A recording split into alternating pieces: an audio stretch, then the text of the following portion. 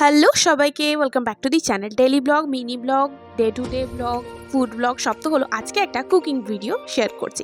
আজকে বানাচ্ছি গাজর কা হালুয়া। চলো দেখে নিই এটার জন্য প্রথমে কি করেছি। প্রথমে ধুয়ে গাজরগুলোকে ভালো করে স্লাইস করে কেটে নিচ্ছি। তারপরে কড়াইয়ের মধ্যে একদম অল্পটুকু একটু তেল দিয়ে এই গাজরগুলোকে হালকা একটু ভেজে নিচ্ছি। ভেজে নেওয়ার পরে ওপর থেকে একটু পরিমাণে আস্তে আস্তে করে দুধটাকে মেশাতে শুরু করেছি আর নাড়তে শুরু করেছি। তোমরা চাইলে এখানে কনডেন্স মিল্কও ইউজ করতে পারো ফর থিকনেস। তো হ্যাঁ, তারপরে আস্তে আস্তে যখন মিল্কটা টানতে শুরু করবে গাজরগুলোর সাথে, তার উপর থেকে তোমরা চাইলেই এবার গুঁড়ো দুধ বা কনডেন্স মিল্কটাও মেশাতে পারো। আমি এখানে ইউজ করিনি কারণ বিকজ কি আমার বাড়িতে ছিল না, তো তাই আমি দিই। যাই হোক, তারপর আরেকটু যখন থিকনেস হয়ে যাবে পুরো ব্যাপারটা, তখন ওপর থেকে ড্রাই ফ্রুটস মিশিয়ে কিছুক্ষণ ফুটিয়ে দিলেই রেডি হয়ে যাবে গরমা গরম গাজর কা হালুয়া। আমি যেমন ফ্রিজে রেখে তারপর খেয়েছি, আমার ঠান্ডা ঠান্ডা খেতে ভালো লাগে। তোমরা গরম বা ঠান্ডা যেরকম ইচ্ছে খেতে পারো।